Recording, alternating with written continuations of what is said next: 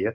अगर जैसे कि डेटा साइंटिस्ट को अगर डेटा विजुअलाइजेशन का काम करना है, तो उसे डेटा विजुअलाइजेशन के लिए लाइब्रेरी आराम से कहीं न कहीं अवेलेबल मिल जाएगी। उससे उन्हें ज़रूरी नहीं है कि पूरा का पूरा खुद से कोड स्क्रैच कर से मतलब पूरा कोड करें, क्योंकि ये कोड बनाने में 2-3 महीने लग जाते हैं। तो अगर मुझे डेटा विजुअलाइजेशन का काम करना है, मैं तुरंत कोई लाइब्रेरी इम्पोर्ट करूँगा और वहाँ से मेरा काम हो जाएगा जल्दी, 1 दिन में। तो इसलिए लोग पाइथन पे ज़्यादा से ज़्यादा स्विच कर रहे हैं, क्योंकि आसानी से इसमें काम हो जाता है। नेक्स्ट स्लाइड पे चलते हैं। उमंग, नेक्स्ट नेक्स्ट स्लाइड। तो पाइथन के बारे में, पाइथन को बनाया था गाइडो वॉन रॉसम नाम के एक डच साइंटिस्ट ने। वो 1989 में ये बनकर तैयार हो गया था, बट इसे पब्लिश किया गया था 1991 में, फेब 1991। और करेंटली पाइथन सॉफ्टवेयर फाउंडेशन नाम की एक ऑर्गेनाइजेशन है, ये इसका मेंटेनेंस का काम और अपडेशन का काम देखती है। ये नेक्स्ट स्लाइड। तो पाइथन के एप्लीकेशन ऑलमोस्ट हर एरिया में देखने को मिलेंगे, चाहे वो वेब डेवलपमेंट हो, सॉफ्टवेयर डेवलपमेंट हो, गेम डेवलपमेंट हो, ऑडियो या वीडियो प्रोसेसिंग का काम हो, विजुअलाइजेशन का काम हो, बिजनेस एनालिटिक्स का काम हो, वेब स्क्रैपिंग, डेस्कटॉप या मोबाइल के जीयूआई जो होते हैं, ग्राफिकल यूजर इंटरफेस कहते हैं इसको, जो जीयूआई पे भी काम कर सकते हैं हम पाइथन से। बट क्या है कि पाइथन का एक ड्रॉबैक है कि इसकी स्पीड कम है, एक्सिक्यूशन स्पीड। वो जावा और सी प्लस प्लस के कंपैरिजन में ये काफ़ी स्लो है। तो जहाँ स्पीड की रिक्वायरमेंट है वहाँ हम पाइथन यूज़ कर तो सकते हैं, बट वो फ्रूटफुल नहीं है। तो वहाँ पे हम यूज़ नहीं करते हैं पाइथन को। पाइथन जैसे कि मुझे एक ऐसा सॉफ्टवेयर बनाना है जो कि जल्दी एक्सिक्यूट करे। अगर वो ज़्यादा टाइम लेगा तो फिर यूज़र एक्सपीरियंस खराब हो जाएगा, तो वहाँ पे हम पाइथन यूज़ नहीं करेंगे। बट बहुत सारा ऐसा एप्लीकेशन है जहाँ पे कि स्पीड से मतलब नहीं है, जैसे कि हम मशीन लर्निंग, डेटा साइंस, इन सब में जगह पे पाइथन आज के डेट में यूज़ करते हैं, क्योंकि यहाँ पे हमें यूज़र्स के लिए कुछ डिज़ाइन नहीं करना है। यहाँ पे कोई कंपनी अपने लिए मॉडल ट्रेन करती है, तो वहाँ पे थोड़ा ज़्यादा वक़्त भी लग जाए तो कोई बात नहीं है। तो इसलिए यहाँ पे हम डेटा साइंस और मशीन लर्निंग के फील्ड में पाइथन यूज़ करते हैं, क्योंकि इसमें कोड करना आसान है और कॉम्प्लेक्स टास्क जो होते हैं मशीन लर्निंग एल्गोरिदम्स के, वो ज़्यादा आसानी से हम इसमें कर पाते हैं पाइथन में। और जो लाइब्रेरीज भी अवेलेबल हमें मिल जाती है हर काम के लिए। अब पाइथन के फीचर हैं, ये easy to learn and use है, ये तो पता ही है, क्योंकि इसके इंग्लिश लाइक स्ट्रक्चर होते हैं, कीवर्ड्स होते हैं, तो ज़्यादा आसानी से लोगों को समझ में भी आ जाते हैं। ये ऐसा नहीं है कि जैसे जावा या सी प्लस प्लस या सी में हम देखते हैं कि अ, उसका स्ट्रक्चर ऐसा होता है कि हमें कर्ली ब्रेसेस यूज करने हैं, या अ, उसमें कुछ ऐसा होता है जो इंग्लिश टाइप का नहीं होता है इसमें, लेकिन पूरा का पूरा आपको लगेगा कि इंग्लिश जैसा लैंग्वेज ही है। आप सेंटेंस पढ़कर भी समझ जाएंगे कि ये अंदाजा लग जाता है कि ये क्या काम करेगा ये वाला कोड। दूसरा है कि प्लेटफॉर्म इंडिपेंडेंट है, किसी भी ऑपरेटिंग सिस्टम पे ये रन कर जाएगा, विंडो, मैक, लाइनक्स या कहीं भी। फिर ये इंटरप्रेटेड है। इट मीन्स कि इंटरप्रेटर और कंपाइलर में डिफरेंस क्या होता है। इंटरप्रेटर क्या होता है कि आपका जितने भी कोड है, लगभग मान लो 100 लाइन्स ऑफ कोड आपने लिखा, तो वो फर्स्ट लाइन पहले उठाएगा, उसके बाद उसे बाइट कोड में कन्वर्ट करेगा, फिर उसको एक्सिक्यूट कर देगा, उसके बाद वो नेक्स्ट लाइन पे जाएगा, और ऐसे ही वन बाय वन वो आगे बढ़ता है। बट कंपाइलर क्या होता है कि वो पूरा का पूरा कोड, 100 लाइन्स ऑफ कोड एक बार में वो लेगा और उसको कंपाइल करेगा मशीन मशीन कोड में, और फिर एक्सिक्यूट करेगा। तो इस वजह से कंपाइलर फास्ट होता है, इंटरप्रेटर स्लो होता है। और पाइथन हमारा इंटरप्रेटर है, वो one by one each line वो एक्सिक्यूट करता है। लेकिन इसका फायदा भी मिलता है, वो आगे हम देखेंगे। फिर है कि वो फ्री है पाइथन, आप python.org पे जाएंगे और वहां से आप फ्री ऑफ कॉस्ट डाउनलोड कर सकते हैं। इसको डाउनलोड करने में कोई पैसा नहीं लगेगा, और इसका जो कोड है वो ओपन सोर्स है, मतलब कि इसका कोड भी हम देख सकते हैं, उसमें चेंज भी कर सकते हैं, उसके अपने अनुसार चेंज बदल भी सकते हैं, जो भी मेरी रिक्वायरमेंट है उसके अनुसार। ये एम्बेडेबल होता है अदर प्रोग्रामिंग। एम्बेडेबल का क्या मतलब होता है कि हम अदर प्रोग्रामिंग लैंग्वेज के साथ इस पाइथन को एम्बेड कर सकते हैं, लाइक सी और सी प्लस प्लस के साथ पाइथन को अगर एम्बेड करेंगे तो सी और सी प्लस प्लस में भी हम स्क्रिप्टिंग कैपेबिलिटी दे सकते हैं। स्क्रिप्टिंग वही इंटरप्रेटर जैसे वन बाय वन एक एक लाइन को एक्सिक्यूट करता है, वो कैपेबिलिटी हम सी और सी प्लस प्लस में दे सकते हैं, और ये ऑटोमेशन के काम आता है जनरली। ये हमारे डेटा साइंस से थोड़ा अलग है, बट ये कैपेसिटी हम दे सकते हैं सी और C plus plus Python use करके। और इसका रिवर्स भी हम कर सकते हैं, सी और सी प्लस प्लस को हम पाइथन में एम्बेड कर सकते हैं। उसमें फायदा ये होता है कि पाइथन में जैसे काफी स्लो है पाइथन का जो डेटा स्ट्रक्चर है वो काफी स्लो काम करता है। तो सी और सी प्लस प्लस एम्बेड कर दें हम पाइथन से तो इसकी स्पीड थोड़ी बढ़ जाती है। जैसे इसका एक एग्जांपल है नमपाई जो लाइब्रेरी है, नमपाई लाइब्रेरी इसका बैकएंड सी है, तो वो पाइथन डेटा स्ट्रक्चर से काफी फास्ट है। और ये सारे कीवर्ड्स हैं पाइथन के, ये 33 कीवर्ड्स होते हैं, इतने ही कीवर्ड्स होते हैं पाइथन के। और इनको रिजर्व्ड वर्ड भी कहते हैं। रिजर्व्ड वर्ड का मतलब है कि हम कोई वेरिएबल अगर लेते हैं, जैसे int a is equal to 85 मान लो, जैसे कि हम सी या सी प्लस प्लस में लिखते थे, तो ए हमारा वेरिएबल का नेम है। तो जो भी मेरा वेरिएबल नेम है ना, वो हम ये 33 कीवर्ड्स जो है यहाँ पाइथन में अवेलेबल हैं पहले से, इसको हम नहीं ले सकते हैं। जैसे मैं ये क्लास इज इक्वल टू 85 नहीं लिख सकता, क्योंकि ये पाइथन का एक रिजर्व्ड कीवर्ड है, इसको हम वेरिएबल के नेम की तरह यूज नहीं कर सकते, वो वहीं पे एरर दे देगा। तो और इसके बारे में थोड़ा सा प्रैक्टिकल करके भी देखेंगे आगे। ये जितने भी कीवर्ड्स हैं थोड़ा बहुत एक्सप्लेन करूंगा मैं कि ये क्यों क्या काम आते हैं। नेक्स्ट स्लाइड पे चलते हैं। और फीचर्स ऑफ पाइथन में आते हैं। ये डायनामिकली टाइप्ड है। डायनामिकली टाइप्ड का मतलब होता है कि जैसे कि अगर किसी ने सी पे प्रोग्रामिंग की होगी या किसी अदर प्रोग्रामिंग लैंग्वेज पे, तो उस पे क्या होता है ना कि पहले हमें जो भी हम वेरिएबल डिक्लेयर कर रहे हैं जिस वक्त, उस वक्त ही हमें डिफाइन करना होता है कि वो कौन सी वैल्यू लेगा। वो तो डायनामिकली टाइप्ड का यह मतलब होता है ना कि जैसे कि हम कोई भी वेरिएबल डिक्लेयर कर रहे हैं तो हमें उस वक्त ही ये डिफाइन करना पड़ता है कि वो कौन सी वैल्यू लेगा। वो इंट लेगा, स्ट्रिंग लेगा, फ्लोट लेगा, डबल लेगा, ये हमें उस वक्त ही डिफाइन करना पड़ता है अदर प्रोग्रामिंग लैंग्वेज में। बट पाइथन में क्या है कि हमें वो डिफाइन करने की जरूरत नहीं है। अगर मैं ए इज इक्वल टू 85 लिखता हूँ तो वो ऑटोमेटिक समझ जाएगा कि ये इंट है। हमें वो int a is equal to 85 लिखने की जरूरत नहीं है, हम direct a is equal to 85 लिख सकते हैं। वैसे ही अगर मैं ए इज इक्वल टू अपना नाम रवि लिख दूं, तो वो ऑटोमेटिक समझ जाएगा कि ये ए जो है वो स्ट्रिंग टाइप ऑब्जेक्ट ले रहा है। तो हमें इस string a is equal to Ravi लिखने की जरूरत नहीं है। वो ए इज इक्वल टू मैं रवि लिखूंगा, वो ऑटोमेटिक समझ जाएगा कि ये स्ट्रिंग ले रहा है। तो डायनेमिकली टाइप का यही मतलब होता है कि हमें अपनी तरफ से वो डिफाइन करने की जरूरत नहीं है कि क्या मेरा जो वेरिएबल है उसका डेटा टाइप क्या होगा।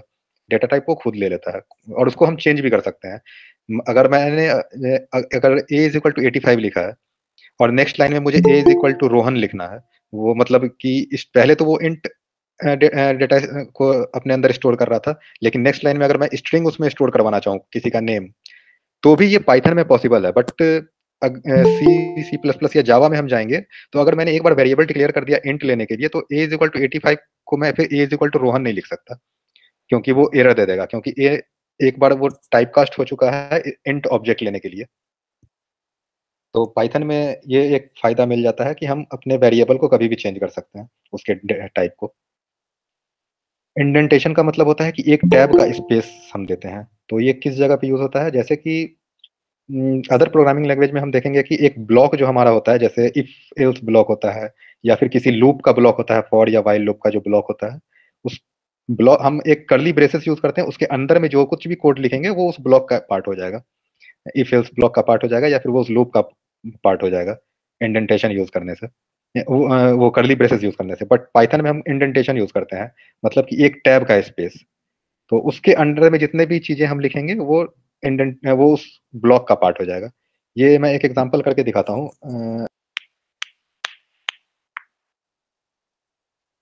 देखो कोलैब, कोलैब अगर यूज करना है तो ये जो मेरा लिंक है, मैं ये चैट बॉक्स में आप लोगों को देता हूँ, इसे ओपन करना।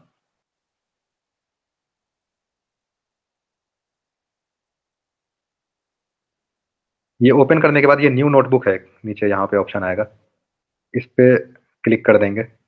ये तो कोलैब क्या है, ये गूगल के द्वारा प्रोवाइड किया गया एक ऑनलाइन पाइथन बैकएंड पे कह सकते हो कि आईडीई हमें मिलता है। आईडीई मतलब इंटीग्रेटेड डेवलपमेंट एनवायरनमेंट। ये जुपिटर नोटबुक की तरह होता है। जुपिटर नोटबुक अगर नहीं पता है तो वो मैं बताता हूँ अभी थोड़ी देर में। तो इसमें क्या है कि हमें कुछ भी इंस्टॉल करने की जरूरत नहीं है, ये हमें रेडीमेड मिल जाता है सब कुछ यहाँ पे। पाइथन बैकएंड में इसका मतलब पाइथन 3 हमें यूज कर सकते हैं हम यहाँ पे, और सब कुछ हमें रेडीमेड मिलता है। हमें अपने सिस्टम में मशीन में कुछ भी इंस्टॉल करने की जरूरत नहीं है। तो जब मैंने यहाँ पे एक नया नोटबुक ओपन किया है, तो इसका नाम मैं यहाँ पे चेंज कर सकता हूँ।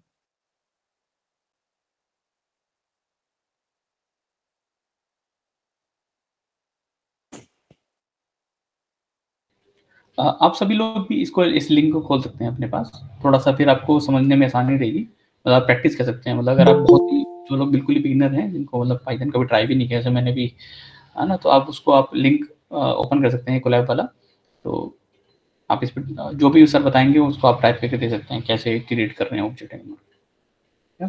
तो हम लोग अभी इंडेंटेशन की बात कर रहे थे। तो मान लो मेरा एक फॉर लूप है।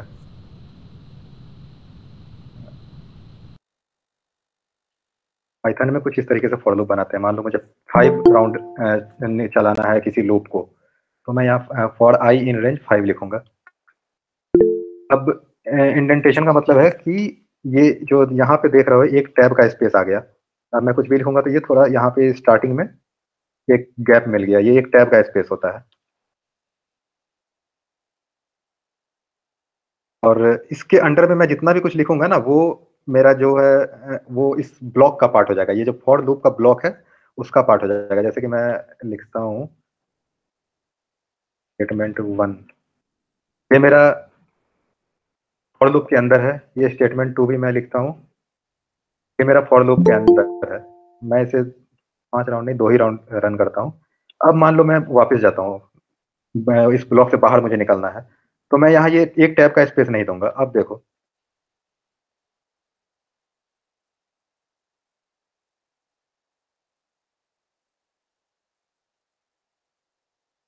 ये स्टेटमेंट 3 मैं लिख देता हूँ। तो अब क्या होगा कि ये जो प्रिंट स्टेटमेंट 1 और प्रिंट स्टेटमेंट 2 है, ये दोनों इस फॉर लूप का ही पार्ट है। और ये प्रिंट स्टेटमेंट 3 जो है ये फॉर लूप के बाहर का पार्ट हो गया। क्यों? क्योंकि यहाँ पे मैंने इंडेंटेशन नहीं दिया, जो एक टैब का स्पेस होता है वो मैंने नहीं दिया। तो अब क्या होगा कि ये जो स्टेटमेंट 1 और स्टेटमेंट 2 वाला जो ये कोड है ये 2 बार रन करेगा, क्योंकि यहाँ मैंने आई इन रेंज 2 लिखा है। और ये वाला केवल एक बार रन करेगा। इसको रन करके देख लेते हैं। अब इसको यहाँ पे कनेक्ट ये हो रहा है, थोड़ा टाइम लेगा, लगभग 1 मिनट 30 से 40 सेकंड लेता है कनेक्ट होने में। बट इसका फायदा यही है कि स्टूडेंट्स के लिए ये काफ़ी बेनिफिशियल है। कुछ भी कंप्यूटर में इंस्टॉल करने की ज़रूरत नहीं है, ये डायरेक्ट गूगल की तरफ से प्रोवाइडेड है। अगर हेवी डेटा के साथ काम करना है तो इसमें जीपीयू भी अवेलेबल है। यहाँ रन टाइम पे हम क्लिक करेंगे, ये चेंज रन टाइम टाइप पे क्लिक करेंगे। उसके बाद यहाँ पे अभी नन है, इसमें मैं जीपीयू पे लगा दूंगा और ये सेव पे क्लिक कर दूंगा, तो मेरा ये जीपीयू से कनेक्ट हो जाएगा। तो जैसा कि मैंने बताया था, ये स्टेटमेंट 1 और स्टेटमेंट 2 ये 2 बार एक्सिक्यूट हुआ, क्योंकि ये इस इंडेंटेशन के अंदर है। ये फॉर लूप के जो ब्लॉक है उसका पार्ट है। और ये जो प्रिंट स्टेटमेंट 3 है ये इसके बाहर है, इसलिए ये केवल एक बार एक्सिक्यूट हुआ। तो हम ऐसे ही यूज करते हैं, अ, एक ब्लॉक रिप्रेजेंट करने के लिए पाइथन में एक इंडेंटेशन यूज करते हैं। वही हमें अगर जावा या सी प्लस प्लस या सी में अगर काम करना होता है तो हम क्या करते हैं, एक ये यूज करते हैं करली ब्रेसेस। इस करली ब्रेसेस के अंदर में जो कुछ भी लिखेंगे वो इस फॉर लूप का पार्ट हो जाएगा। तो ये अदर प्रोग्रामिंग लैंग्वेज का पार्ट हो गया। पाइथन में हम ऐसे यूज करते हैं।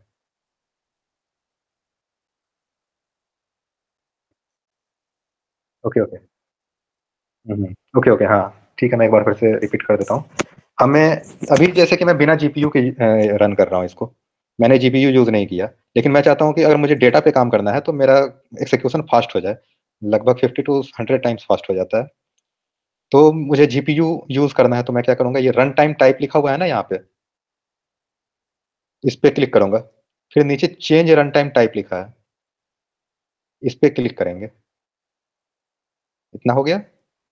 उसके बाद यहाँ हार्डवेयर एक्सेलरेटर जो है इस पे क्लिक करेंगे, तो ये ड्रॉप डाउन मेनू में जो मिला इस पे जीपीयू जो है इस पे क्लिक कर देंगे। और उसके बाद सेव करेंगे। तो मेरा जो ये पहले का जो कनेक्टेड है अभी बैकएंड से, वो कनेक्शन खत्म हो जाएगा, एक नया कनेक्शन मुझे मिलेगा जो जीपीयू के साथ मुझे मिलेगा। अभी मुझे जीपीयू नहीं मिला है।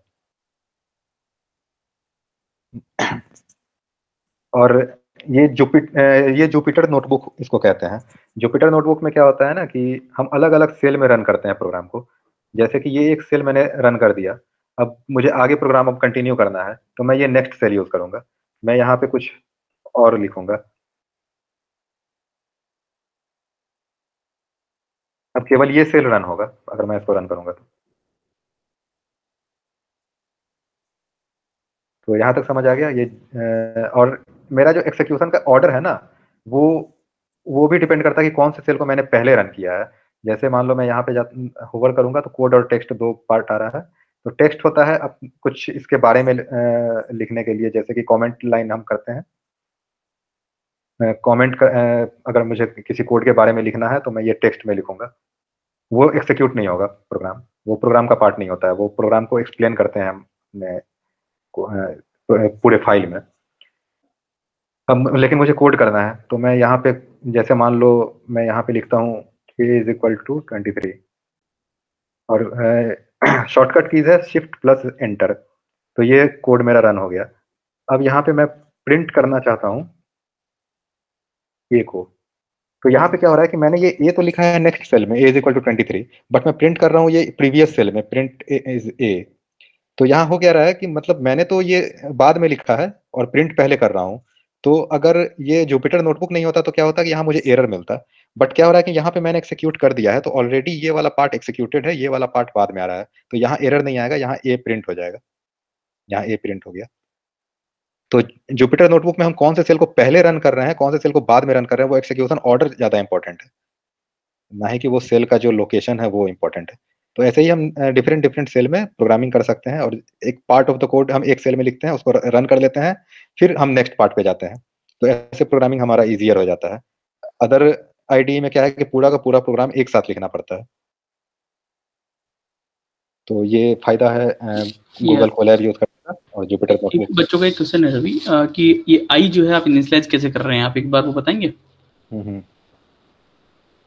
ये जो आई है ना, ये फॉर लूप ऐसे ही पाइथन में रन करता है कि यहाँ पे मेरा जो कुछ भी है उससे ये 1 by 1 इस वेरिएबल में स्टोर करेगा।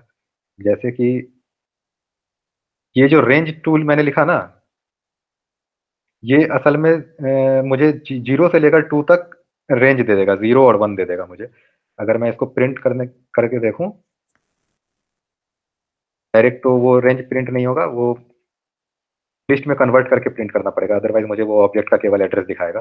तो मुझे देखना है कि ये रेंज 2 में क्या क्या मेरे पास स्टोर्ड है, तो मैं ये देख सकता हूँ इसमें मुझे क्या क्या मिलता है। 0 और 1 मिलता है, क्योंकि ये 0 से स्टार्ट होगा और जो मैंने यहाँ पे लिखा है ना नंबर 2, तो उसके एक पहले तक ये रुक जाएगा। तो 0 से स्टार्ट हुआ तो 1 पे रुक गया, अगर मैंने 3 लिखा होता तो 0, 1 और 2 तक जाता, वो एक पहले रुक जाएगा इसके। ऐसे होता है, 0 से स्टार्ट होता है और उसके यहाँ जो भी n मैंने दिया है n-1 तक जाएगा। अब यहाँ पे तो ये 0 और 1 है, और हर आइट्रेशन में क्या होगा कि ये आई में ये वैल्यू स्टोर करेगा एक इसमें से निकाल कर। जैसे पहले आइट्रेशन में ये 0 यहाँ आई में स्टोर हो जाएगा, सेकेंड आइट्रेशन में ये 1 इस आई में स्टोर हो जाएगा। ऐसे ही आइट्रेशन बाई आइट्रेशन चलेगा। जैसे कि मैं प्रिंट करके दिखा देता हूँ, अब मैं आई को प्रिंट करूंगा। तो एक्चुअली रवि यहाँ पे जैसे आई का वेरिएबल यूज कर रहे हैं, तो इसको आई वेरिएबल को कहीं पे डिफाइन करने की जरूरत नहीं होती, राइट? नहीं, जैसे नहीं, हम नॉर्मल अदर प्रोग्रामिंग लैंग्वेज में करते हैं, like int i equal to 0, फिर हम सी में जो कोडिंग करते नहीं, नहीं, हाँ, इसलिए तो ये डायनामिकली टाइप है ना, तो यहाँ पे हमें कुछ करने की जरूरत नहीं है, जो भी वैल्यू इसमें स्टोर होना है वो हो जाएगा डायरेक्ट। तो हाँ, तो यहाँ पे हमें ये रेंज 2 असल में क्या है, एक 0 और 1 हमें यहाँ पे मिल रहा है। तो फर्स्ट राउंड में क्या होगा कि फर्स्ट आइट्रेशन में क्या होगा कि 0 जो है इस आई में स्टोर हो जाएगा, फिर ये पूरा का पूरा नीचे का जो ब्लॉक है वो एक्सिक्यूट होगा। फिर सेकेंड आइट्रेशन में क्या होगा कि ये 1 जो है इसमें इस आई में स्टोर हो जाएगा, फिर ये नीचे का ब्लॉक एक्सिक्यूट होगा। तो वो देखो प्रिंट क्या होता है, आई 0 और 1 प्रिंट हो गया, क्योंकि फर्स्ट आइट्रेशन में क्या हुआ कि आई में 0 स्टोर हुआ था, फिर ये प्रिंट आई हमने किया तो ये प्रिंट कर दिया वो 0 वैल्यू जो भी आई में था। फिर नेक्स्ट आइट्रेशन पे गया, नेक्स्ट आइट्रेशन में क्या होगा कि ये 1 जो नेक्स्ट वैल्यू था, एक एक करके ये वैल्यू उठाता जाएगा, नेक्स्ट हर आइट्रेशन में नेक्स्ट वैल्यू उठाएगा, तो ये 1 को उठा लिया। तो यहाँ पे हमें इस नेक्स्ट आइट्रेशन में आई की जगह 1 मिल गया, और ये प्रिंट हो गया यहाँ पे 1। अब देखो मैं यहाँ पे अगर कुछ चेंज भी करूँ, जैसे मैं एक लिस्ट बना देता हूँ अपने ही नाम का,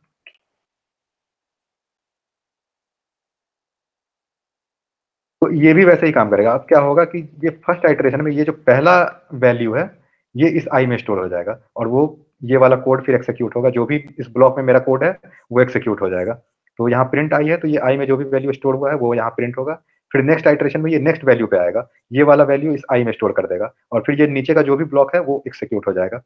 और ये प्रिंट आई जो है, जो मेरा जो भी लाइन ऑफ कोड है वो यहाँ पे यहाँ ये हो जाएगा, प्रिंट हो जाएगा। जो भी यहाँ पे कोड लिखेंगे जरूरी नहीं कि मुझे आई को यूज करना ही है, हो सकता है कि मैंने यहाँ आई लिखा है लेकिन यहाँ आई मैं यूज ना करूँ, मेरा कोड कुछ और ही हो। ये बस मैं दिखाने के लिए कर रहा हूँ कि आई में स्टोर क्या हो रहा है। तो ये रन करके देख लेते हैं। वही हुआ, ये पहला वैल्यू उठाया फर्स्ट आइटरेशन में, सेकंड आइटरेशन में सेकंड वैल्यू उठाया। ये ऐसे ही आइटरेशन, ये जितने मेरे इस यहाँ पे जो भी मैं पास कर रहा हूँ ना, तो इसके अंदर जितने भी एलिमेंट्स हैं ये उतने राउंड आइटरेट करेगा। फॉर लूप का बेसिकली यही मतलब होता है कि मुझे उतने राउंड वो आइटरेशन चलेगा, ये लूप, जितने मेरे पास यहाँ पे वैल्यू थे इस लिस्ट के अंदर, जो भी थे जितने वैल्यू थे। सो बेसिकली मतलब हम यहाँ पे ये देख रहे थे कि इंडेंटेशन कैसे यूज करते हैं, जस्ट लाइक अदर लैंग्वेज में हम मेन पर्पस वही था, लेकिन थोड़ा सा फॉर लूप भी मैंने बता दिया। या सो बेसिकली मतलब इसमें हमने ये मतलब बताना चाहा कि अगर आपको ब्रेसिस का जैसे हम यूज करते हैं, अगर आपको किसी और अदर लैंग्वेज का आइडिया हो सी सी प्लस में, तो पाइथन में इसका जरूरत नहीं है, इंडेंटेशन का ही यूज होता है। और उसके यहाँ पे उस हिसाब से हम इसको करते हैं। कर्ली ब्रेसेस हम यूज नहीं करते हैं, उसके बदले इंडेंटेशन यूज करते हैं। राइट, मेन पर्पस तो वही था बताने का, बट ये फॉर लूप वगैरह भी थोड़ा बहुत सीख लिया आप लोगों ने। या एंड दूसरी चीज में जो कोलैब हम यूज कर रहे हैं, ये कोलैब एक्चुअली गूगल का ही प्रोवाइड किया हुआ है, जैसे हमने बताया। तो बेसिकली होता क्या है, अगर आप नॉर्मली अपने सिस्टम पे भी पाइथन इंस्टॉल करेंगे और फिर कोई भी आप आईडीई का यूज करेंगे, जैसे पाइचार्म, अगर आपको वो आइडिया हो, या आप विजुअल कोड जो भी आपने यूज किया हो, तो आप उसके थ्रू भी अपने लोकल एनवायरमेंट में रन कर सकते हैं। बट वो जो कोड रन होता है वो आपकी मशीन, जो आपकी कंप्यूटर सिस्टम होता है, उसमें रन होता है आपका। यहाँ पे क्या है, कोलैब है, ये इंटरनेट पे है, और ये इसमें जो है गूगल की प्रोसेसिंग यूज होती है। आप जो भी इस पे अपना कोड रखते हैं और उसको रन करते हैं, तो गूगल के सिस्टम पे, मतलब ऑनलाइन सिस्टम पे चल रहा है। तो यहाँ पे आपको एक बेनिफिट यहाँ पे ये मिल जाता है। फॉर एग्जाम्पल, आपको अगर मशीन लर्निंग और एआई की बात करें, तो वहाँ पे बहुत सारा डेटा होता है, बहुत सारी प्रोसेसिंग होती है, which take so much time. कभी कभी आधा घंटा, कभी कभी 1 घंटा ऐसा लग जाता है, अगर आपने बहुत ही बड़ा डेटा को आपको प्रोसेस करना है। सो इन दैट केस हम इसका कोलैब का यूज कर सकते हैं, क्योंकि यहाँ पे गूगल प्रोसेसिंग की हेल्प मिल जाती है। राइट रवि जी, जो ये जीयूसी आपको दिखा रहे थे, इससे चीजें बहुत फास्ट हो जाती हैं, क्योंकि हम सभी के लोकल सिस्टम जो कंप्यूटर्स होते हैं बहुत कम पावर के होते हैं, मतलब उनकी प्रोसेसिंग पावर उतनी ज्यादा नहीं होती। 8 GB होते हैं, 4 GB होते हैं, क्योंकि बहुत ही ज्यादा हो गया तो 16 GB का हमारा नॉर्मल लैपटॉप होता है, राइट। बट ये जो गूगल का हम जीयूसी यूज करते हैं, तो हमें एक बहुत ही high rich, very super power of computing मिल जाती है। तो उसके कारण हमारा जो डेटा साइंस कि जो भी प्रोजेक्ट्स आप कभी कभी बनाएंगे या बनाते या बना रहे हैं एआई एमएल के, तो आप इसका कोलैब का यूज कर सकते हैं। तो basic objective was to introduce you about this Colab. Colab के बारे में थोड़ा और बता देता हूँ। यहाँ कंप्यूटिंग का देखना है कि आपको कौन सा सिस्टम मिला है, उसका क्या है स्पेसिफिकेशन। तो यहाँ पे क्लिक, यहाँ पे जाओगे तो ये थोड़ा सा आपको दिखा देगा। यहाँ पे रैम मेरा कितना है, 12.68 GB मुझे दिखा रहा है, और जो हार्ड ड्राइव मुझे मिला है 107.72 GB मिला है अभी। तो ये दिख रहा है ना।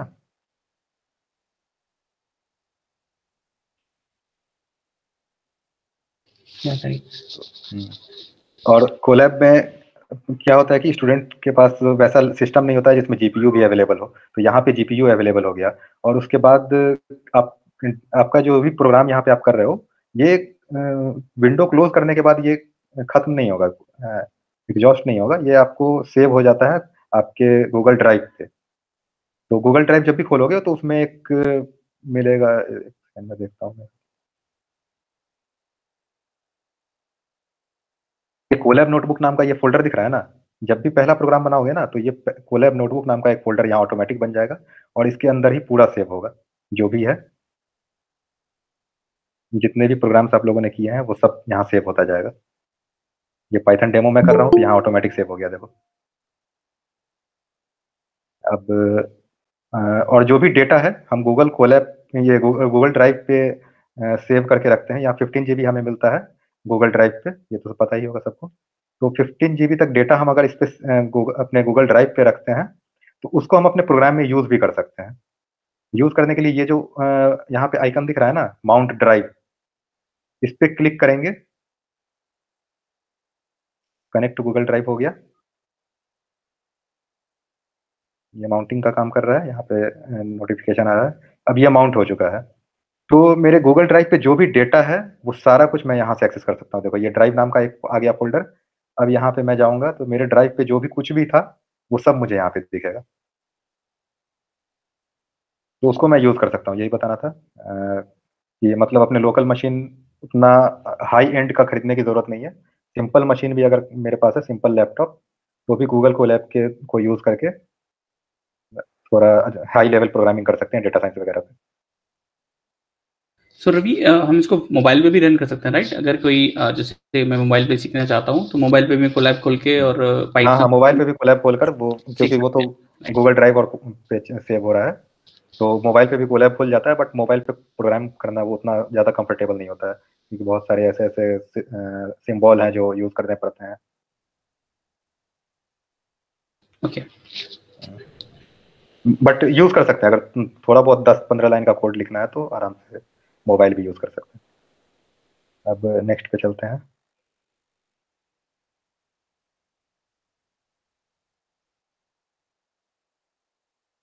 तो इंडेंटेशन तक तो हो गया। उसके बाद पाइथन में डिबगिंग इजी है।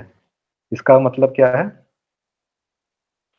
कि पाइथन में तो हम, जैसा कि अभी तक पढ़ चुके हैं कि एक एक लाइन को वो एक्सिक्यूट करता है। मान लो मैंने 100 लाइन्स ऑफ कोड लिखे और मेरे 55th लाइन पे कोई एरर है, लेकिन अभी मुझे पता नहीं चल पा रहा है कि वो एरर किस लाइन पे है।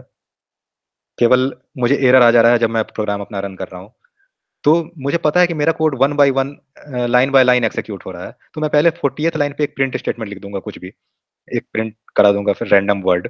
मान लो अगर मेरा प्रोग्राम 40th लाइन तक सही है, तो वो प्रिंट एक्सिक्यूट हो जाएगा। तो मुझे पता चल जाएगा अच्छा 40th लाइन तक सही है मेरा प्रोग्राम। फिर मैं 45th लाइन पे वो प्रिंट स्टेटमेंट यूज कर लूंगा। वहां पे मैं कुछ प्रिंट करा लूंगा, तो पता चल जाएगा अच्छा 45th लाइन तक मेरा कोड सही है, यहाँ तक कोई प्रॉब्लम नहीं है। तो ऐसे ही मैं आगे बढ़ता जाऊंगा। जहां पे वो प्रिंट बंद हो गया, प्रिंट नहीं हो पाया, मैं समझ जाऊंगा कि अच्छा यहाँ पे कुछ प्रॉब्लम है। तो इससे डिबगिंग मेरा काफी इजी हो जाता है। अदर प्रोग्रामिंग लैंग्वेज में क्या है कि मतलब वो पूरा का पूरा कोड एक साथ कंपाइल होगा, अगर कहीं भी एरर है तो वो एक भी लाइन एक्सिक्यूट नहीं होगा जो कंपाइल्ड होता है, जैसे कि जावा या C++ है। तो उसमें डिबगिंग थोड़ा सा मुश्किल हो जाता है, क्योंकि उसमें प्रिंट करा करा कर हम नहीं चेक कर सकते कि मेरा प्रॉब्लम कहाँ पे है। और पाइथन तो इंग्लिश लाइक है प्रोग्रामिंग, और इसमें जो रिडंडेंट कोड होते हैं, जिस जो ऑब्वियस होते हैं कि हमें लिखना ही पड़ेगा, उस टाइप के कोड को एक निकाल दिया गया है।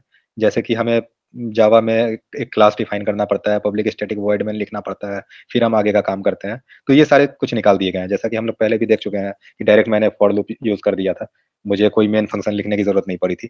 तो इससे रीडेबिलिटी इंप्रूव हो जाती है, काफी कम लाइंस ऑफ कोड में हम काफी कुछ ज्यादा काम कर सकते हैं। तो इसका यही मतलब है।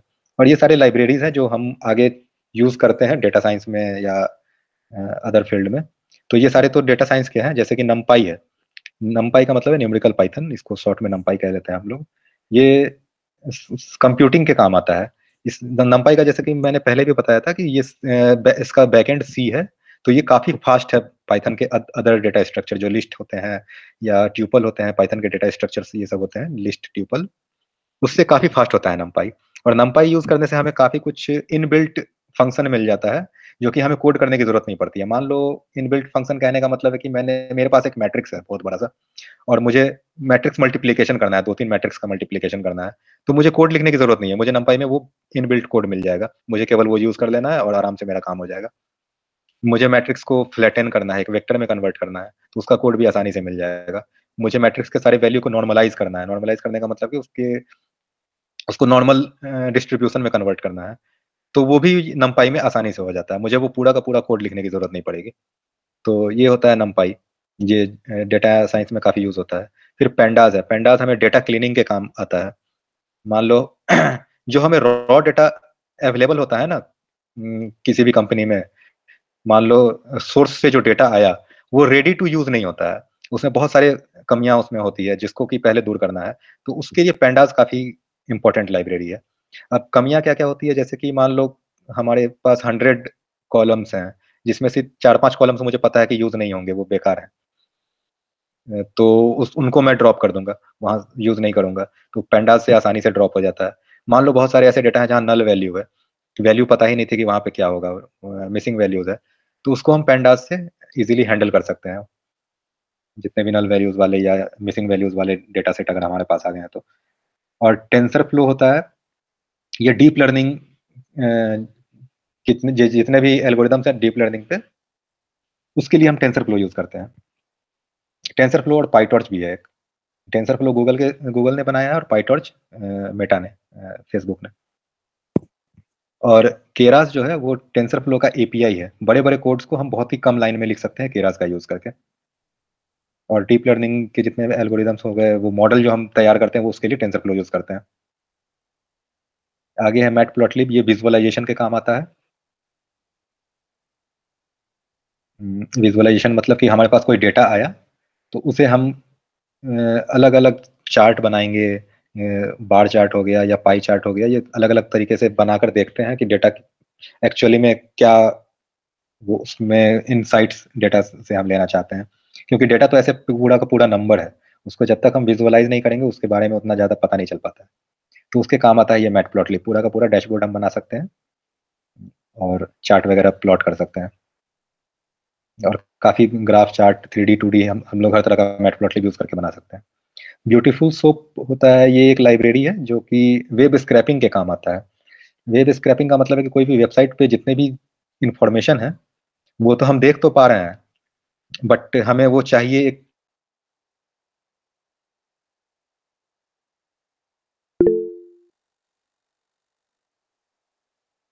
हमें वो तुरंत चाहिए। तो हम ब्यूटीफुल सोप का यूज करेंगे और हम उस वेबसाइट पे जाएंगे। अगर व्यू सोर्स पे करते हो, व्यू सोर्स किसी भी वेबसाइट पे राइट क्लिक करोगे और व्यू सोर्स का एक ऑप्शन आता है, तो उसका पूरा का पूरा HTML कोड मिल जाएगा। तो उस कोड से हम निकाल सकते हैं अपने काम की जानकारी।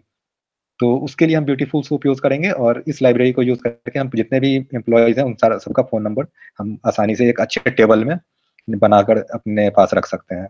इस तरह से डेटा प्रिपरेशन के काम आता है ब्यूटीफुल सोप। ये डेटा साइंटिस्ट के लिए भी इंपॉर्टेंट है क्योंकि डेटा प्रिपरेशन भी काम करना पड़ता है। तो अलग अलग वेबसाइट पे जाकर के हम डेटा वहां से प्रिपेयर करते हैं, वहां से उसी को वेब स्क्रैपिंग भी कहते हैं। साइकिट लर्न एक लाइब्रेरी है जो मशीन लर्निंग एल्गोरिदम जितने भी हैं वो हम साइकिट लर्न का यूज करके बहुत आसानी से इम्प्लीमेंट कर सकते हैं।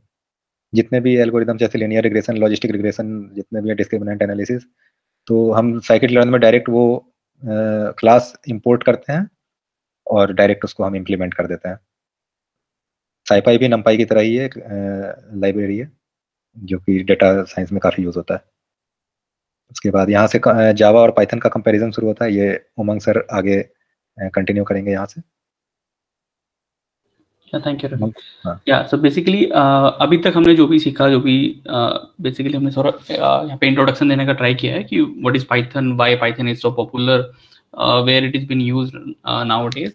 तो बेसिकली हमने सबने ये जाना कि भाई पाइथन के यूज क्या है, फीचर्स क्या है, क्या डिफरेंट चीजें हैं जो पाइथन को डिफरेंट लैंग्वेज से अलग बनाती है, राइट, और पाइथन के यूज केस कहाँ कहाँ पे है।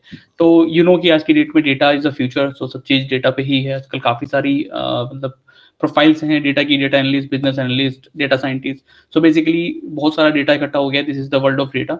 सो अब डेटा को कैसे मैनेज करना है, उस पर AI ML, तो इस सब चीज़ों में पाइथन की बहुत रिच लाइब्रेरीज होती हैं जो अभी रवि सर ने डिस्कस की हैं।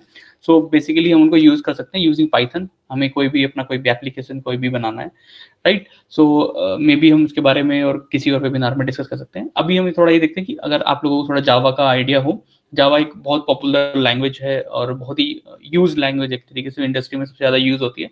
मतलब जावा या पाइथन आज का काफ़ी सबसे ज़्यादा यूज वाली लैंग्वेज है। तो आपने पाइथन के बारे में थोड़ा बहुत पढ़ा होगा, तो थोड़ा कंपैरिजन के लिए हम यहाँ पे डिस्कस करेंगे कि नॉर्मली पाइथन में ना जनरल आप पढ़ सकते हैं कि है generally few line of codes, but Java का एक बड़ा कोड होता है। फॉर एग्जाम्पल आपको जावा में कोई भी कोड लिखना होता है तो एक सेट रूल होता है, पहले क्लास बनाएंगे, फिर आप एक मेन मेथड बनाएंगे, राइट।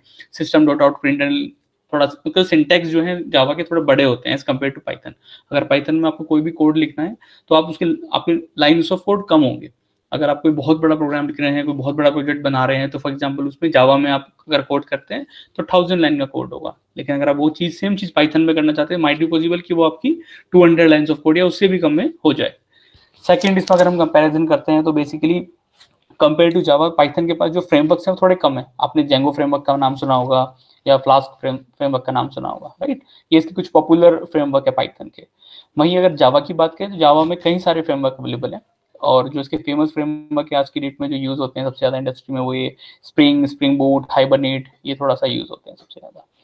उसके बाद अगर हम सिंटैक्स की बात करें तो पाइथन को सिंटैक्स जो है बहुत ही ईजी है। इंग्लिश वाली लैंग्वेज होती है बिल्कुल इंग्लिश की जैसे, तो इसकी सिंटैक्स थोड़ा सी ईजी रहते हैं। लेकिन अगर हम बात करें जावा की तो थोड़ा सा सिंटैक्टिकल चीज़ें रहती हैं। मतलब जैसे आपने सिस्टम डॉट आउट है तो डॉट इधर उधर नहीं होना चाहिए। सिस्टम रोट आउट इसका क्या मतलब है, हमें खुद से पता होना चाहिए जब आप जावा पढ़ेंगे। पाइथन में ऐसा कुछ नहीं है। पाइथन में जो भी आपके सिंटैक्स हैं, जो चीज़ें हैं, वो बहुत ही सिंपल है, इंग्लिश की तरह है, तो कोई भी बंदा इसको सीख सकता है। That's why people who are from non tech background, जैसे कोई बीकॉम से है या BBA MBA, these people are also very I mean बहुत इजीली इसको सीख पा रहे हैं other than any other language. अगर मैं जावा की बात करूँ बहुत टेक्निकल लैंग्वेज हो जाती है, लेकिन अगर पाइथन की बात करूँ तो बहुत यूजफुल लैंग्वेज है, but anybody can learn it very easily, थोड़े से एफर्ट्स के साथ। Next slide please. Yeah, so basically Python is less number of code, so basically rapid deployment, right. तो डिप्लॉयमेंट की बात करें, अगर आपको थोड़ा आइडिया हो तो डिप्लॉयमेंट थोड़ा फास्ट होता है पाइथन में, लेकिन अगर हम बात करें जावा की, तो जावा में डिप्लॉयमेंट थोड़ा सा टाइम टेकिंग होता है और प्लेटफॉर्म इंडिपेंडेंट होती है दोनों लैंग्वेज, वैसे ये कॉमन चीज़ है। उसके बाद बात करें कि पाइथन एक इंटरप्रेटर है, हमने अभी डिस्कस किया, लेकिन जावा जो है एक कंपाइलर है। तो वही इंटरप्रेटर और कंपाइलर में क्या डिफरेंस होता है, वो जो रवि सर ने बताया कि अगर हमने कोई कोड लिखा है जावा में, फॉर एग्जांपल हमने जावा में एक कोड लिखा है जिसमें 20 लाइन्स ऑफ कोड है, राइट, और पाइथन में भी एक कोड लिखा है जिसमें 20 लाइन्स ऑफ कोड है। तो what interpreter will do, interpreter एक एक लाइन करके उसको एग्जीक्यूट करेगा, एक एक लाइन करके उसको कंपाइल करेगा और एग्जीक्यूट करेगा। Sir can you explain platform independent? या प्लेटफॉर्म इंडिपेंडेंट का मतलब ये है कि आप अगर कोई भी किसी भी आप प्लेटफॉर्म पे रन करना चाह रहे हैं, प्लेटफॉर्म इन सेंस यहाँ पे अगर आप विंडोज पे रन कर रहे हैं या मैक पे रन कर रहे हैं, है ना, डिफरेंट ऑपरेटिंग सिस्टम है, प्लेटफॉर्म मतलब डिफरेंट ऑपरेटिंग सिस्टम पे अगर आप चीज़ों को रन करना चाह रहे हैं तो दोनों लैंग्वेज आप कर सकते हो। जावा के पास भी जावा का जो बाइट कोड होता है, अगर आपने पढ़ा हो तो जावा का बाइट कोड भी उसको एक तरीके से प्लेटफॉर्म इंडिपेंडेंट बनाता है कि आप उसको किसी भी प्लेटफॉर्म में रन कर सकते हैं। You don't have to be specific platform, so बहुत लैंग्वेज आर वर्सेटाइल और आप उसको यूज कर सकते हैं। तो this is the platform independent, कि आपका जो ऑपरेटिंग सिस्टम होता है वो इससे इंडिपेंडेंट होता है, राइट। कुछ लैंग्वेज बनी है जो किसी पर्टिकुलर प्लेटफॉर्म या पर्टिकुलर ऑपरेटिंग सिस्टम पे ही वर्क करती है, तो it's not like that. Okay, उसके बाद अगर हम इंटरप्रेटर की बात कर रहे थे, तो बेसिकली अगर आप इंटरप्रेटर और कंपाइलर की बात करें तो कंपाइलर सारा कोड एक साथ कंपाइल करता है और एक साथ रन करता है, सो दैट्स वाई। और इंटरप्रेटर क्या होता है, इंटरप्रेटर जो है एक ही लाइन करके करता है, तो इसलिए इंटरप्रेटर थोड़ा टाइम लेता है कोड को रन करने में और कंपाइलर थोड़ा फास्ट हो जाता है। तो दैट्स वाई हम कह सकते हैं कि पाइथन जो है स्लो है एज कम्पेयर टू जावा। तो जहाँ भी जिस भी एप्लीकेशंस में हमें स्पीड की बहुत ज़्यादा रिक्वायरमेंट है, हम वहाँ पे पाइथन का यूज़ ना करके जावा का या C++ का या C लैंग्वेज का यूज़ करते हैं। तो एक बेसिक यूज़ केस रहेगा, वो डिपेंड करता है इंडस्ट्री यूज़ केस पे कि आपको कौन सा प्लेटफॉर्म, कौन सी लैंग्वेज आपको यूज़ करनी है। उसके बाद पाइथन की जो डेटाबेस से कनेक्टिविटी होती है वो थोड़ी सी वीकर होती है, मतलब उसमें पाइथन का उतना ज़्यादा, अभी पाइथन मतलब ओपन सोर्स है, लोग उस पर अभी कंट्रीब्यूट कर रहे हैं, चीज़ों को डेवलपमेंट हो रहा है और ज़्यादा, पर डेटाबेस से जो कनेक्शन वाला पार्ट होता है वो पाइथन का थोड़ा वीक है एज कम्पेयर टू जावा। जावा में JDBC आपने सुना होगा, जावा डेटाबेस कनेक्टर, वो काफ़ी अच्छा डेवलप हो चुका है, बहुत इजीली डेटाबेस से कनेक्शन रहता है, डेटाबेस के बीच में कनेक्टिविटी रहती है। तो कुछ भी चीज़ें जो हमारा आप कोई कोड लिखते हैं और डेटाबेस से कनेक्ट करना है, डेटाबेस में जस्ट लाइक फॉर्म को अपडेट करना है या डेटा फैच करना है या डेटा को इंसर्ट कराना है, सो इन दैट सिनेरियोज पाइथन से बेटर है थोड़ी जावा। तो इसलिए जहाँ पे भी डेटा से कुछ डेटा का ज़्यादा काम रहता है, वहाँ पे लोग जावा ज़्यादा यूज़ करते हैं इंडस्ट्री में, कंपनीज में। पाइथन का यूज़ नहीं होता है। पाइथन मोस्टली वही AI ML डेटा साइंस और इन सब चीज़ों के लिए यूज़ कर रहे हैं यहाँ पे, या फिर जहाँ पे डेटा का बहुत ही कम यूज़ है वहाँ पे Python as a programming language भी यूज होती है, back end programming language. So basically Python के पास जैसे अगर आपको AI ML के लिए हमारे पास कई सारी लाइब्रेरीज हमने डिस्कस की हैं, जैसे टेंसरफ्लो है या पाइटॉर्च है। सिमिलरली ऐसी जावा के पास भी है, बट नॉर्मली जावा लोग यूज़ नहीं करते हैं AI ML में, कुछ लाइब्रेरीज हैं यहाँ पे भी। तो पाइथन इतना रिच हो चुका है और इतना ईजी हो चुका है तो कि लोग जो है AI ML और अपने डेटा साइंस के लिए जो है पाइथन ही यूज़ होती है। और पाइथन का सपोर्ट आप अगर कंपेयर करेंगे, पाइथन में जो है मल्टीपल इनहेरिटेंस, अगर आपने इनहेरिटेंस पढ़ा होगा, एक ऑब्जेक्ट ओरिएंटेड प्रोग्रामिंग का प्रिंसिपल होता है इनहेरिटेंस। आपकी एक सुपर क्लास होती है और एक सब क्लास होती है, तो बेसिकली ये रीयूजेबिलिटी कंसेप्ट के लिए यूज होता है कि आपने एक बार कोड लिखा और आपको रीयूज करना चाहते हो तो आप इनहेरिटेंस के थ्रू एक उसकी सुपर क्लास की सब क्लास बना के यूज कर सकते हो। आपने जावा में अगर कभी पढ़ा होगा तो एक मल्टीपल इनहेरिटेंस का कंसेप्ट होता है कि एक क्लास कितनी और अदर क्लासेस को एक्सटेंड कर सकती है, राइट। तो आपने पढ़ा होगा, अगर आपने जावा पढ़ी हुई, जावा में केवल जो है आप एक ही क्लास को एक्सटेंड कर सकते हो। तो अगर आपको जावा में मल्टीपल इनहेरिटेंस अचीव करना है तो आप इंटरफेसेस के थ्रू अचीव करते हो। You can extend only one class but you can implement many interfaces in Java. Python में मल्टीपल इनहेरिटेंस होता है, उसमें ऐसा कोई कंसेप्ट नहीं है कि आप एक ही क्लास को एक्सटेंड कर सकते हैं या फिर कोई क्राइटेरिया है। तो पाइथन जो है मल्टीपल इनहेरिटेंस सपोर्ट करता है और जावा जो है सपोर्ट करता है इसको बट यूजिंग इंटरफेस। तो ये एक थोड़ा डिफरेंस था, जिन्होंने जावा पढ़ी होगी उनको थोड़ा सा ये डिफरेंस बताने के लिए कि हम कहाँ पे पाइथन का यूज कर सकते हैं, where Python is different from Java. और ये इंटरव्यू का भी क्वेश्चन होता है, नॉर्मली लोग पूछ लेते हैं। अगर आपने अपने रिज्यूमे में जावा और पाइथन दोनों लिखी होती है तो कोई पूछ लेता है अच्छा what is the basic difference between the both the language. तो आपको थोड़ा सा पता हो तो ये इट हेल्प्स। या over to you Ravi ji. हाँ, तो ये बस एक डेमो प्रोग्राम है ये जावा का, जिसमें कि केवल हमें हेलो वर्ल्ड प्रिंट कराना है। तो उसके लिए हमें कितना कुछ लिखना पड़ता है, वो एक कंपैरिजन है केवल। जैसे कि हमें पहले एक क्लास डिफाइन करना पड़ेगा, उसके बाद एक मेन फंक्शन डिफाइन करना पड़ता है, public static void main, and then उसके अंदर हम ये प्रिंट करा सकते हैं हेलो वर्ल्ड। बट पाइथन में अगर हम हेलो वर्ल्ड प्रिंट कराना चाहते हैं तो कितना कोड लिखना पड़ेगा हमें, वो एक कंपैरिजन करके देखते हैं।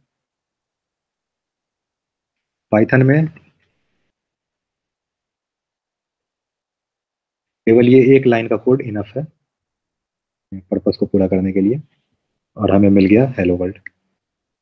तो इस इतना डिफरेंस है पाइथन में और किसी अदर प्रोग्रामिंग लैंग्वेज में, कि डायरेक्ट हम इस पे जो जितने भी रिडंडेंट कोड है ना, जो कि मतलब ऑब्वियस है लिखना ही पड़ेगा, जैसे जावा में हमें देखना पड़ता है कि ये इतना हमें लिखना ही पड़ेगा, ये ऑब्वियस है। तो ये सब पाइथन में निकाल दिया गया है। इतना मतलब ऑब्वियस सा काम नहीं करना, रिडंडेंट कोड जितने भी है वो हटा दिए गए हैं, हम डायरेक्ट अपना काम शुरू कर सकते हैं। तो इसलिए इससे रीडेबिलिटी भी इंप्रूव होती है, काफी लाइन कम लाइन में हम काफी ज्यादा अपना काम कर सकते हैं पाइथन में। बस यही एक कंपैरिजन था ये। और हमारे तो कुछ डाउट्स हो तो पूछ लो, बाकी मैं थोड़ा और प्रैक्टिकल करके दिखाऊंगा। ये जो कीवर्ड्स मैंने दिखाए थे थोड़ा यूज करके दिखाऊंगा। किसी को कोई डाउट है?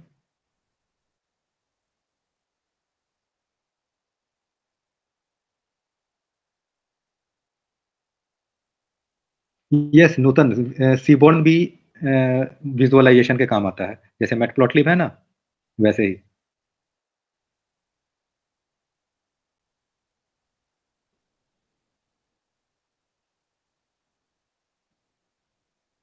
There is a Shivani is asking there is a software also available in Play Store. हाँ, प्ले स्टोर पे है, मैंने भी देखा है। वो पाइथन और जावा दोनों के लिए है, जो कि हम एंड्रॉयड फोन में इंस्टॉल करके प्रोग्राम कर सकते हैं। बट उसमें लाइब्रेरीज वगैरह उतना इंस्टॉल नहीं कर सकते, वो थोड़ा बहुत यूज करने के लिए।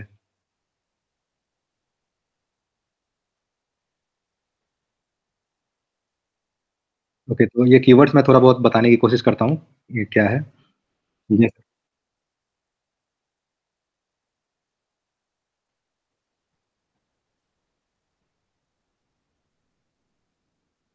Can I get a job only deep Python learning? Deep learning पढ़कर जॉब मिल सकती है, हाँ।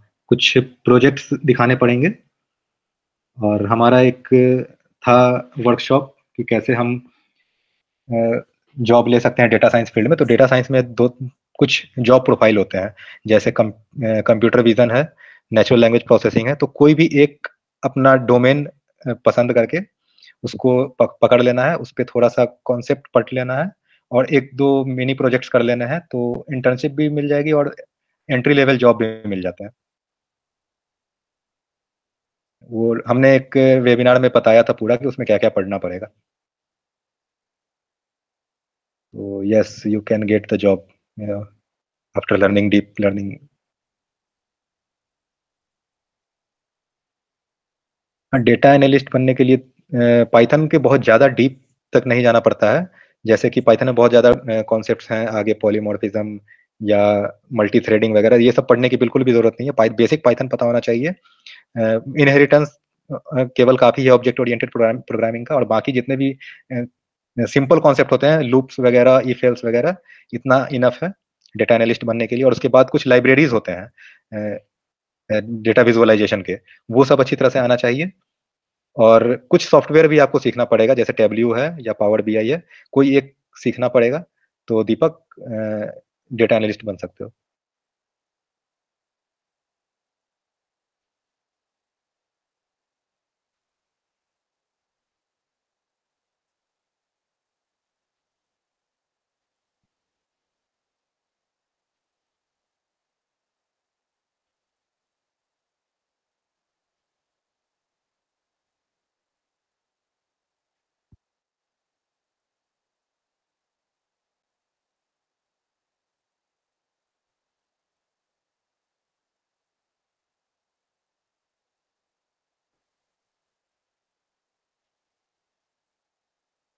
तो राजभन, लैंग्वेज तो केवल पाइथन ही इनफ है डेटा साइंस में आने के लिए।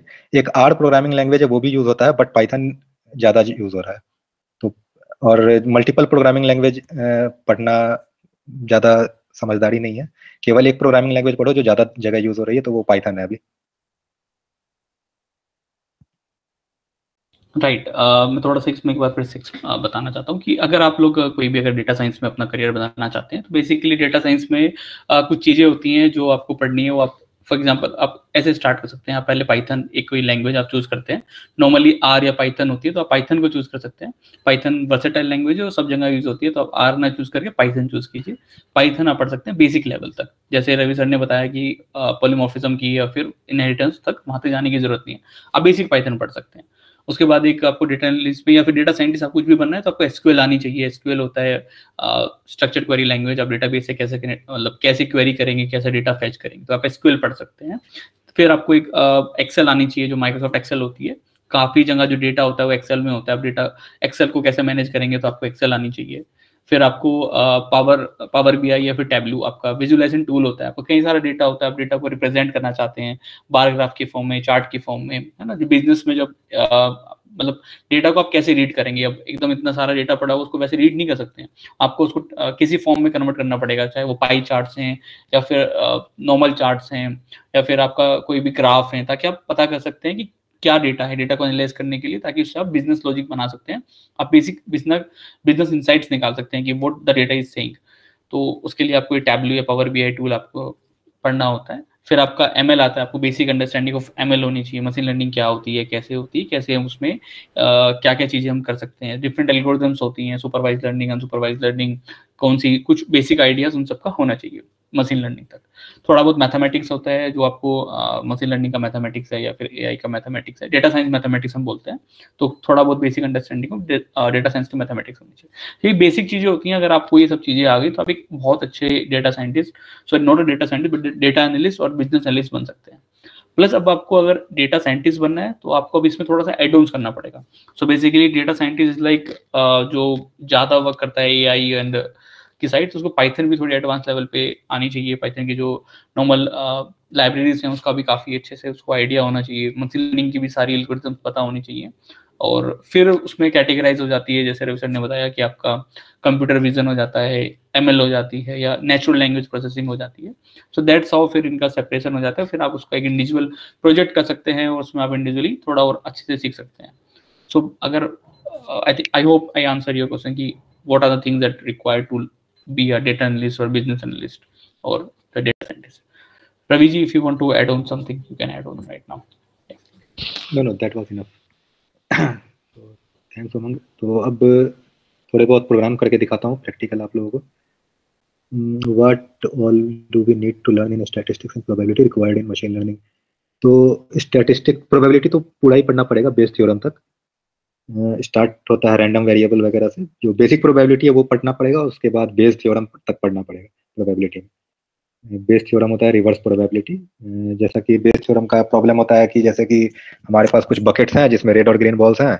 हमें फाइनल आउटपुट यहाँ पता होता है कि हमें ग्रीन बॉल मिले, तो कौन से बकेट से वो मिला है वो हमें बताना होता है। इसे रिवर्स प्रोबेबिलिटी कहते हैं। तो वो होता है बेस थ्योरम का प्रॉब्लम। तो वहां तक पढ़ना पड़ेगा प्रोबेबिलिटी में। और स्टैटिस्टिक्स में जो बेसिक स्टैटिस्टिक्स होते हैं, जैसे कि सेंट्रल टेंडेंसी होते हैं, मीन मीडियन मोड वगैरह, ये सब मालूम होना चाहिए। जो हमारे डिस्ट्रीब्यूशन होते हैं, नॉर्मल डिस्ट्रीब्यूशन कुछ तरह के, वो सब थोड़ा पढ़ना पड़ेगा।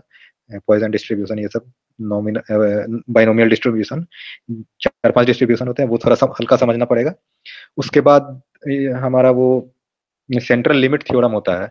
उसके बाद हाइपोथेसिस टेस्टिंग होता है। तो ये दोनों इंटरकनेक्टेड है। सेंट्रल लिमिट थ्योरम पहले पढ़ना ही पड़ेगा, तभी हाइपोथेसिस टेस्टिंग समझ आएगा। उतना पढ़ना पड़ेगा। और कुछ टेस्ट होते हैं, t test, F test, chi square test.